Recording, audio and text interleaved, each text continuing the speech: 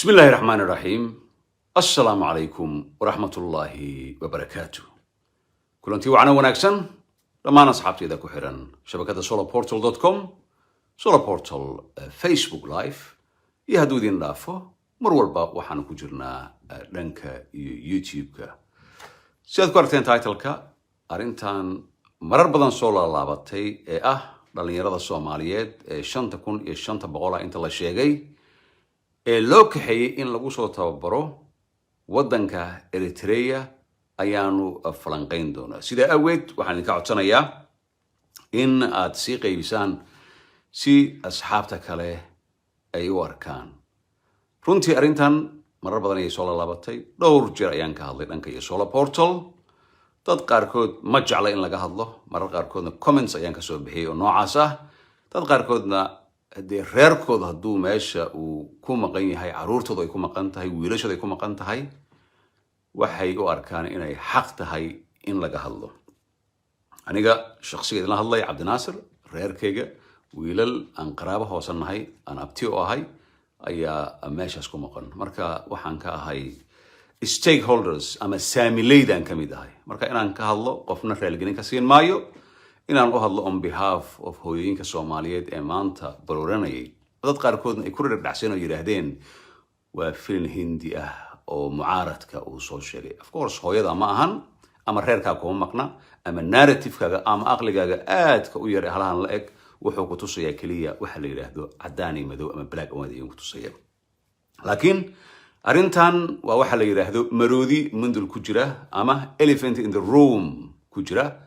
oo mundul haduu maroodi ku jirana qof kasta uu arkaya marka in laga hadla muhiim ayay tahay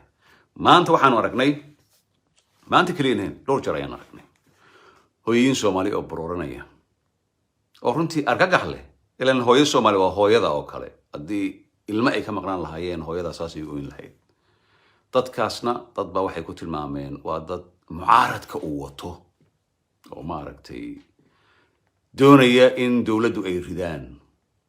marka dadkan meesha ku aragnay mucaarad waxba kama gelin caruurtooda ay ka maqan information ayay waayeen waxaan xasuustaa sanadkii hore bartamihiisa waxaan iri dawladda hadday information ay bixin lahayd commission ay xisaari lahayd dad loo diri lahaa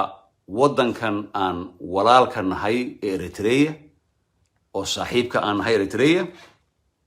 haddii loo diri lahaa kaamamka ay ku jiraan ay tegi lahaayeen isla markaana ay telefoon siin lahaayeen haday yahaan satellite in Eritrea telefoon xataa laga helo reerkooda la hadli lahaayeen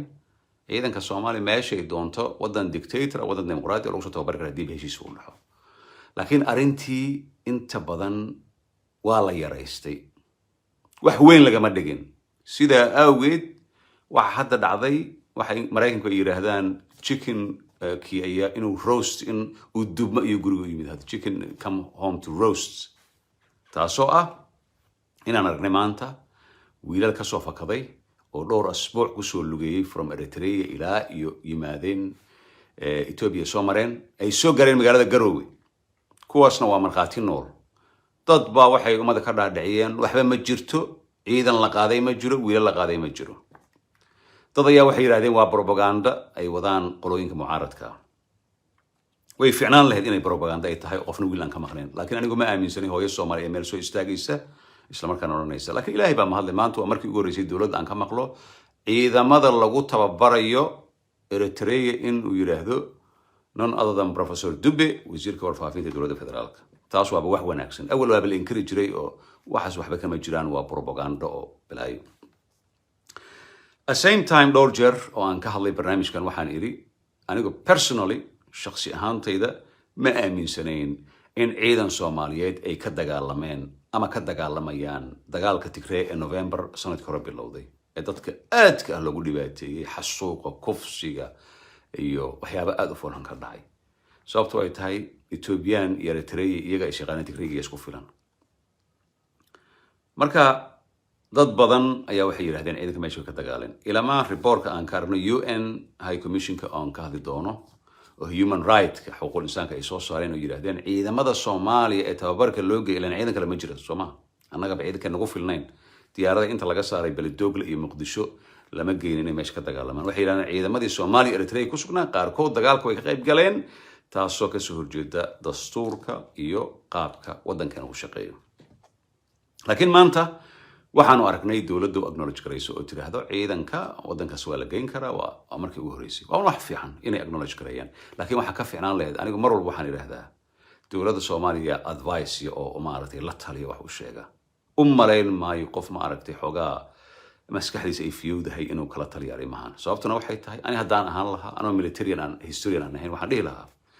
war arrimahan si loo dejiyo ilaan ilmihii meesha waa joogaan 5,500 wiil Soomaali ma qarsooma أنا بالله هذا personally صار إني كوشة قبشي January السنة كانوا بايدة بيجوا أنا لهذا وليش أن قرابة النهاية إن سيدنا هروش شيء لوجيو ضد أو parliamentarian أهم وزيرة أنت ماشي لقيه كام كي تجان إريتريا سوماليا كلا معهم ومعناه ده يتقفل بسمارت فون وكلا كان أنا نكلا الله يكلا عندكم ما هيستو عدي سنة مسوي كرا سيدا أنا قاعد عن هرمود شركتان كلا نوصل ما ينقل ما هيستن سيدا أويد wiilasha markaan hadal waxay yiraahdeen 120 kilomitir ayaan u soo aadnay telefoon aan ku hadalno xaalkeen xilligaas waa fiicantan ayaan ku jirnaa kaam laakiin wiilashan maanta garoowe soo gaaray waxay yiraahdeen ayaa bandor boxki ama haantii caanaha maca inta lagu shubay garoor subadisay furay markaas sheekadii waa isla qurantay horta dad nool lama qarin karo hooyooyinkan oo hintoodana waa very depressing waad aragteen walka ayaan soo galiyay waa very depressing ma ahan political maaragtay support ama dawlad laga soo horjeedo ama dawlad lagu taageerayo dadka aaminsan hooyo Soomaali ayaa saaka intay soo kacday leedahay hooyo maanta ma kaal mukarrami meelaas ku banaan baxay oo hin ilmo iska keen si dawladda aan uga hortagno nonsense qofka natural instinct uu leeyahay hooyo oo hinta iska keeni karto oohintan oohin film Hindiya maahan waa oohin natural ah oo marar badan aan maqalnay qofkii marka siyaasadankeeda eega oo maartay u fiiriyana waxaan dhihi lahaa axmaqnimo way dhaaftay sida dameerada ayaa ka aqli badan sababta waxaan u jeeday wax faagta oohin ay oohinayeen marar badan la maqlay sheekadan way socotay meel baa ka socotay asbuuciyay soo joogtay isoo kacda sababta hooyooyinka ay xanuun dareemaya dhalinyaro way ku dhinteen haday u dhimanayeen shil haday u dhinteen gaajo haday u dhinteen dagaal haday u dhinteen Allah yaclam ilama UN-ka hadii UN-kana hadii ay wataan ajenda oo siyaasadda Soomaaliya oo ay kaga soo horjeedaan dawladda Soomaaliya hadii qof walba saas marka dambana hadaan aan reportki oo video ah maxaan dhihi karnaa awal ilaa hadda ma jirin witness ama marqaati noo lama arki jirin laakiin wiilashan maanta garoowe yimid iyagoo aad moodid in khalfoofka kale jirkada u saaran yahay oo dhibaatada rafaadka ka muuqato de kuwaasna ma la dhihi kara iyagana film Hindiya jilayeen oo dawladda lagu soo horjeeda waxa fiicnaan lahayd marka qalad noocan oo kale uu dhaco wiilashana say ku sheegeen inta recruitment loo sameeyay la soo ururiyay ayaa waxa la yiri state of Qatar ama waddanka Qatar ayaa loo geenayaa nin iska dhalinyaro ah baagamuunda ah oo la yiri fursad waxaad ku leeysaa waddanka adduunka ugu taajirsan ayaad ka helaysaa nolol fiican ka helaysaa qof diidi lahaa male marka dambe wiilasha afkooda ka yiraan malihi daawada clipka aan soo galiyay waxaan laga turay Eritrea de maahan Qatar Eritrea waa meel Ilaahay uu abuurtay Ilaahay uu ka warqabo waa meesha adduunka ugu xun qof bani aadana ku noolaado waddankeena Eritrea oo dagaal hadda aan ka jirin waxay kala yihiin janno iyo naar ay kala yihiin waddankeena janno ah oo waddan semi desert ah we don't have nothing in common wax anaga iyaga naga dhaxay haba yaraatee ma jirto daris manihin isku diin manihin taban muslim waa leeyihiin isku diin manihin oo majority-gooda ma ahan dad muslim ah we don't have nothing in common waxaan isaga midnahay ma jirto dimuqraadiga ma jiro bishii May 1993 ilmihii dhasheen maanta waa 28 jir ee ka sii badan oo 29 ku socdaan hal nin ayaa xukumay a crazy man dimuqraadi habeenkii laga weydiiyay jaziira dhowr 5 sano ka hor wuxuu yiri what is democracy yiri what's election maybe contonsan 6 sano kadib marka qofkaas markuu anaga Soomaali hadaan role model uu noo noqdo ciidamadeen noo tababaro wax walba uu sameeyo masiibo adrasatay way waa waddankeena dhulkiisa haysta maxaan ka wadaa taban xuduud ma leeyahay laakiin Djibouti waa dad Soomaaliyeed baa iska leh waa dhul Soomaaliyeed dadka iska leh meesha waa Soomaali dhulku ka haysta marka waxaad ii sheegtaan dadkii naga aqliga badan ee daawanaya what do we have in common maxaan isaga midnahay maxaa soo keeni kara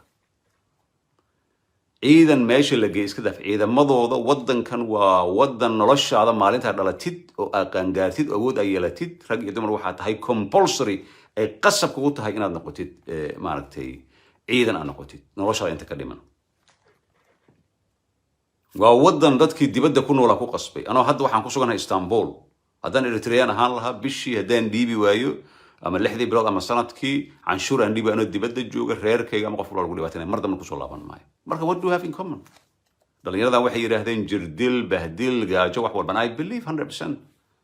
qofka markuu hadlayo marka la soo dhisay ama la leeyahay hindi iska dhigo filimajil iyo marka uu reality uu ku joogo waad kala garanaysaa anagu xayawaan ma nihin laakiin I suppose siyaasiyiinteen iyo dawladeen waxay noo maleeyeen inaan ari aan nahay ariga maaragtay ciid arafo la qasho kala aan nahay oo sidii dameeradoo kale inta qorto waxaan loo gelin la wada ma nihin anaga kuwa wasiirada ah mucaaradka xildhibaanada ah nagama aqli badna I suppose xataa inaan ka aqli badannahay ka waxbarasho badannahay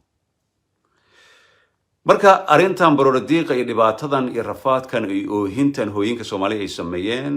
waa wiilashoodii oo ka maqan hooyo ayaa waxay tiri agoonimaan ku soo koriyay iyadoo ooyeysa beerka dadka xanuujisay agoonimaan ku soo koriyay halkaas kaliya haystay tiri can you imagine hadaad hooyad Soomaaliya tahay daawanaysa wiilkaaga agoonimo ku soo korisay miis yar oo aad dhigatay suuqa oo yaanya ku iibinaysa ku soo iibis markuu adiga maaragtay retire noqon lahayd oo joojinaysa shaqada uu wax ku qaban lahaa haddii kaam oo iyaga xataa dad cuntada loo waayay ma Soomaaliya cunto laga waayay dadkaas cunto xataa ma haystaan dadkaas role model noqday marka reactionka dawladana waa immediate waxyaalaha aniga aan kala yaabay waxay tahay dawladan reactionkooda wuxuu noqonayaa reaction aan fiicnayn reactionka muxuu yahay reactionkan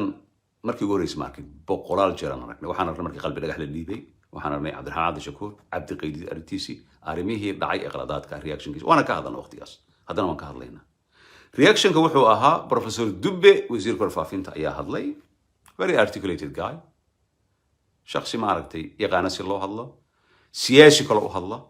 oo aan u hadlin sida dadku ay doonayaan inuu hadlo dadku waxay doonayaan in la yiraahdo ciidan Soomaaliyeed ma la geeyay Eritrea ha loo jawaabo laakiin laga meereysto waa hadal siyaasi dadkana ma jecel hadal siyaasi marka Professor Dubbe wuxuu yiri ciidanka and I'm quoting from him asaanka akhrinay wuxuu yiri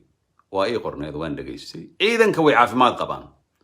way manayaan tababar kana gabagaba ayuu marayaa in aan la siyaasadayn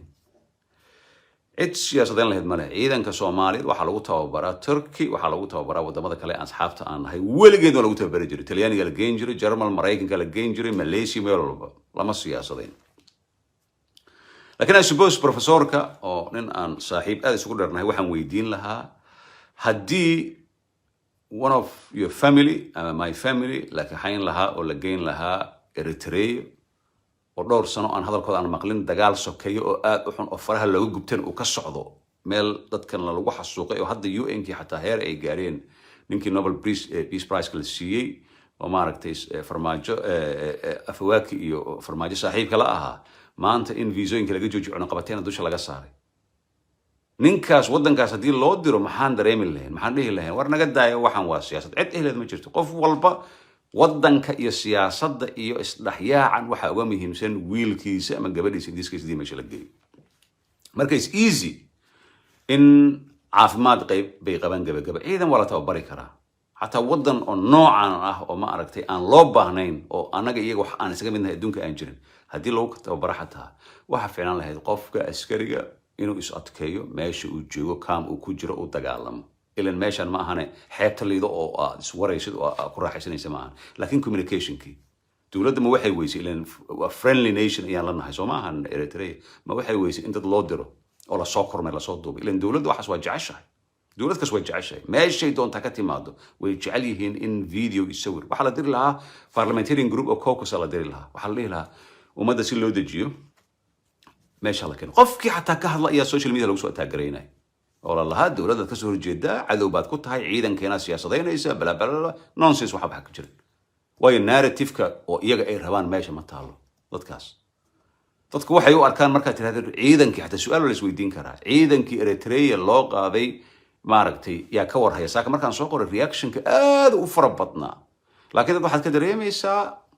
usually aniga dadka inta badan markay comment ka bixiyaan I like a comment oo positive and negative ay bixiyaan laakiin dushiisaan saaraa coverka markaan arka sawirka u saaran ja automatically go'aankayga aniga waa cadiyay waa gaaray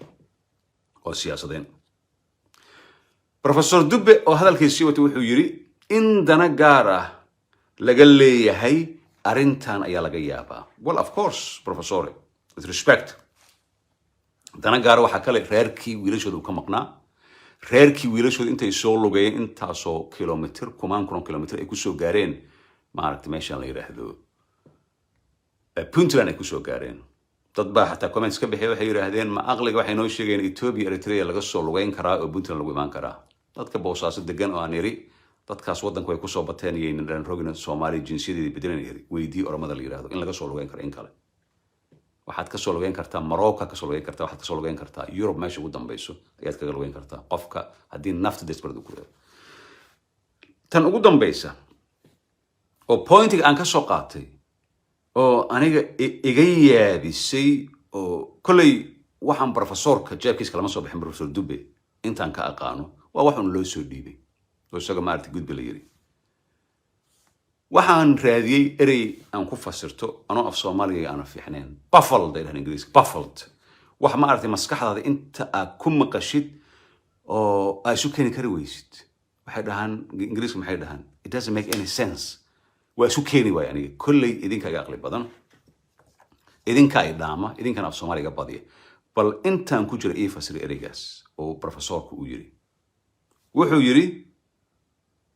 isla markaana la doonayo arinta waxaanu ka hadlaynaa wali ciidanka Soomaaliyeed ee la geeyay Eritrea oo la leeyahay qaarkood dagaal galeen la yiri qaarkood wuxuu yiri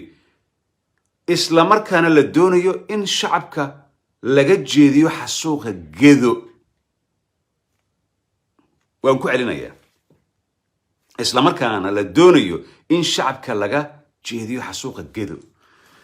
waxaan sameeyay inkastoo juqraafigan aan aad ugu fiicnaa iskuulka maapkii ayaan raadiyay gedo ayaan meel ka raadiyay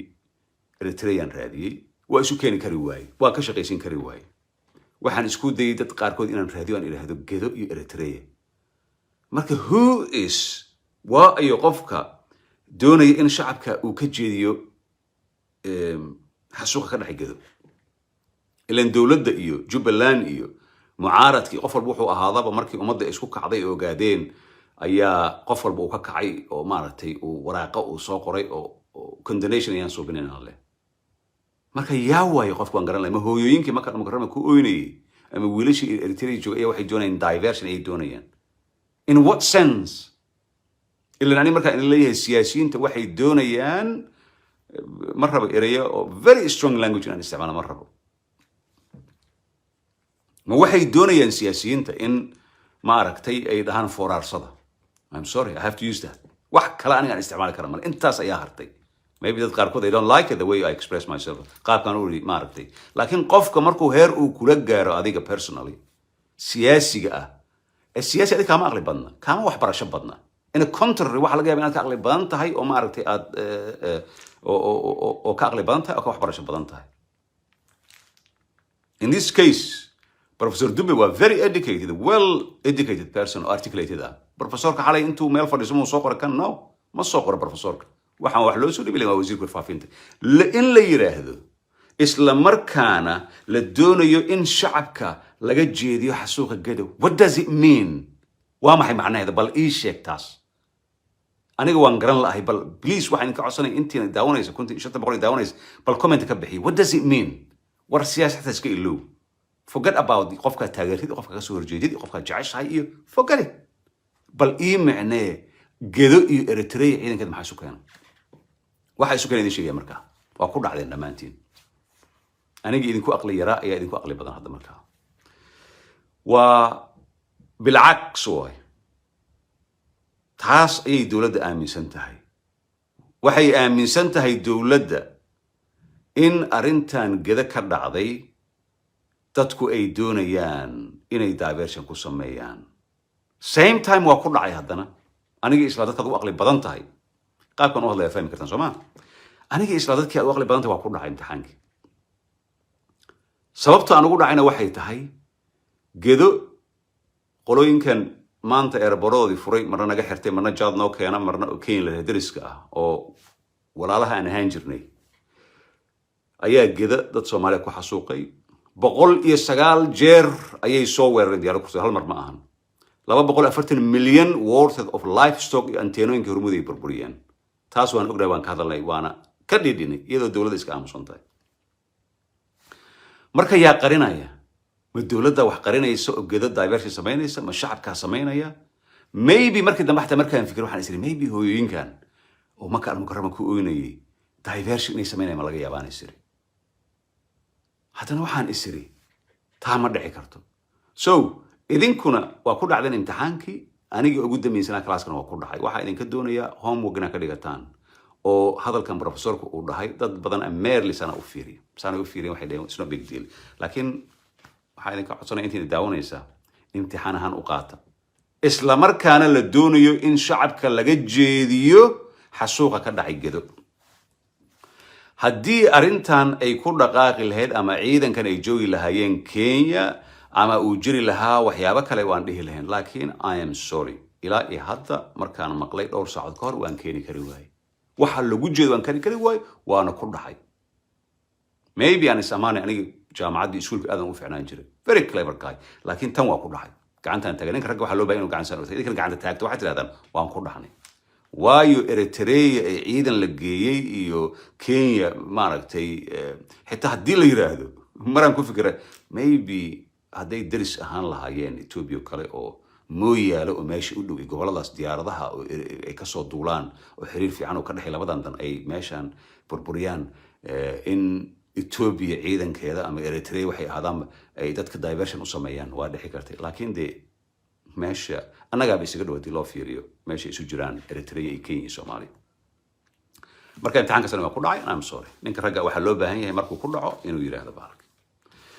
marka Eritrea 5,500 sidii wiilasha noo sheegeen ciidan askari ayaa la yidhi waxaa lidin wadaa qadar ayaa lidin wadaa sida Qatar si tababarada ku sameey wadda kale ku soo xiliyay sida maalin walba wiilasha Soomaaliyeed iyo gabdhaha loogu kaxeeyo wadamada Turkiga wadamada aan deriska nahay wadamada waxay ahaadaanba loogu kaxeeyo oo laga soo celiyo anaga Eritrea deris manihin Afwerki 28 sano ayuu xukunka haystay dhalinyarada garow yimaaday waad aragteen banaanbaxyada Muqdisho ka dhacay waa aragteen aamuska dawladda iyo hadalkooda maanta waa aragteen waxa soo baxay wax ma aragtay siyaasi Soomaali ama dawlad Soomaaliyeed ama qof oo kale oo dawladda ka soo horjeeda ama raacsan aan ka hadlin oo ah UN human rights xuquuqul insaanka ayaa hadashay waxay sheegeen oo ay xaqiijiyeen iyaga yiri ani ma dhihin reportkooda UK ku jirta siyaasiyiinta mucaaradkana ma dirin hooyinkana ma dirin waxay sheegeen in ciidanka Soomaaliya ay ka qayb galeen dagaalka Tigray ka socda kaasoo ay yiraahdeen mid sharci darro ah oo dastuurka Soomaaliya uu ka soo horjeedo dastuurka Soomaaliya wuxuu qorayaa ciidan Soomaaliyeed dagaal wadanka ay ku difaacayaan ma ahan hadday dibadda u aadaan dagaal oo ay ka qayb galaan dastuurkii ayaa laga dulbooday waa baarlamaanka in uu vote u ka keeno cod u ka keena si ciidan meesha loo geeyo marka mahmah ayaa jirta laakiin ma sheegi karo waa mahmah aan qurux badnayn ayaa jirta qofka markuu si xun u dhergo waxaan isku dayay inaan sheego qofka inuu markuu si xun u dhergo oo caloosha ay taagnaato gadaal buu ka neefsadaa marka Soomaalidu waxay tiraahdaa neeftaasoo kale ayaa number 2 igu noqoto kale waa fahmi kartaan mar rab inaan mahmah farxun aan dadka aan la soo horfadhiisto marka dawladda neeftaas ayaa kii number 2 la noqotay ma fahmi kartaan marka dastuurka Soomaaliya haduu diiday ciidan in aan dibadda aan ka dagaalami karin ma ahan lagu tababari karin ma ka dagaalami karin oo hadda waxa problem uu ka jira in dacwooyin UN ka lagu soo fidiyo shakhsiga marka commander in chief of Somali Armed Forces in this case wuxuu noqonayaa none other than Maxamed Cabdullaahi Maxamed Farmaajo madaxweyne waqtigiisa uu dhamaaday I suppose hadalkaas inaan iska ilaaliyaan rabin inaan waqtigiisa dhamaaday dad badan ayaa gula dagaalay I don't know why marka sidan isu lahayn wax hagaajiya wax qarqari wax dhodhooba Soomaalidu waxay tiraahdaa guur iyo geeri lama qarin karo wiilal reerkoodii dhaleen oo 20 jir la soo gaarsiiyay oo Ilaahay soo koriyay in ay hawada ka baxaan hadday ahaan lahayn 10 ama 5 ama 20 hadday aan waxay ahaan lahayn laakiin sida la soo weriyay 5,500 aniga ma dhihin wiilashii wadniska ahaa maanta waraysiye bixi waad aragteen oo daruufta ka muuqatay rafaad ka muuqda marka dee in la isweydiiyo waa qasab maroodiga qolka ku jira elephant in the room ay dhahan ingiriisi ku jira in la isweydiiyo waa muhiim hadda marka maxaa dhacaya hadda ka horna waxaan idhi waa sheegay oo opinionkayga maybe waa qaldan ra'yiga ayaan soo bandhigtay oo ahaa I think waxaa fiican lahaa waqtigaas in dadka dowladda taageera hadday ahaan lahaa xafiiska madaxweynaha kan ra'iisul wasaaraha kuwa baarlamaanka kuwii labada sano inay ugu daraan rabeen usual people inay diyaarad ay qaataan diyaaradda salaam la dhahay qaataan ay ka dulaan muqdisho ay ka degaan asmara ilaa waa friendly meesha friendly nation oo Soomaali la ah